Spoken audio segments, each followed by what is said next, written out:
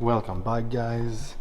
Today's video gonna be super short, nothing crazy. I'm simply changing the coolant reservoir. The old one is all yellow, crusty. There's a bunch of residue as well, so we don't want that in our brand new engine, so we're putting this new one. It's not an OEM, it's only an aftermarket one. So there's this additional nipple here that we're gonna have to take care of, and everything's already set up. I'm gonna show you how I did it. That was only $7, brand new, so I'm not complaining. First thing first, you have the sensor that comes inside of the coolant reservoir. So it's in there like that, and it's pressed in. So obviously I'm not gonna put it back and then to take it away, but look, what I do is I usually use 2 small screwdrivers. I'm gonna try and zoom and show you guys the details. So you see how it's made there. So you're gonna put it underneath on both sides and pull slowly. You're gonna hear a small clip and then it's gonna pop off. That's all there is to it. So after that is done, you put it in the brand new one. So same steps, and then you're gonna hear a click. Now that that is done, I'm gonna show you I already cleaned the oil cap, so you can see, I mean, it's not perfect, but it's cleaner than it was.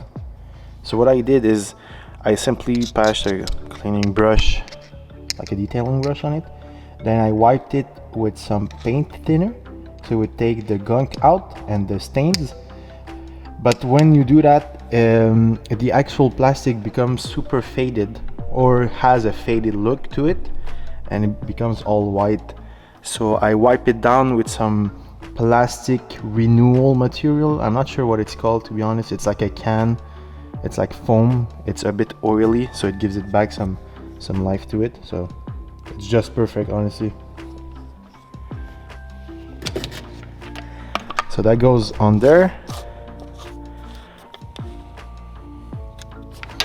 That's done. Now the 2 last stuff. So you have this big hose here.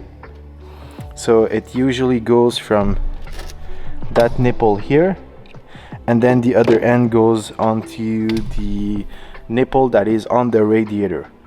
So there's nothing wrong with this one. I'm simply gonna clean it. I'm gonna wipe it down. It's very crusty and old. It's still like flexible enough. It's still rubber. It still has the rubber feel to it. Look, it's super dirty, all the gunk on it. So I'm gonna remove that. Since I have it out of the car, I'm gonna clean it and then simply install it back. That's all there is to it. So I wiped it down, clean it. Look how clean it is now. You can even see the old marking on it. It's super clean, all fresh. If it's gonna focus, there you go. Looks really good. I really like it, and the result is amazing. So that's ready to be put back in. Now, last thing. Since the new reservoir has the additional nipple that usually, I think it's like the XC90s that have it. I'm not too sure, honestly, don't quote me on that. But the thing is that the best way to avoid having like coolant flow or fall from there is to simply plug it. So what I did here is I'm actually gonna clean that one too, and I'm gonna cut it to the perfect size. It's just the additional hose that I had another one in spare and cut it to the perfect length that I needed. And what I did is I cut a bolt. It's gonna go on the inside like that, and I'm gonna zip tie it on both ends. So that's literally all there is to it, but I'm gonna cut it to the size. So there it is, sensor in, holes in, and that block off thingy I just made looks like ass, but it's gonna do. Too lazy to buy another one. So there it is. I'm gonna put it in the car right now. I mean, how good does that look? Way better than the old crusty one. Super happy. That thing is still ugly. I might figure out something else. It's really bothering me, especially with the tie wraps, because there is no way of it like to look clean. I don't know. I'll see what I'm gonna do with it. Maybe I'm gonna cut it and weld some plastic on it. I'm not too sure. I'll figure something out. In the meanwhile, just soak it in. Looks really good, super happy. So thank you for watching. I'll see you guys in the next one. Thank you and bye bye.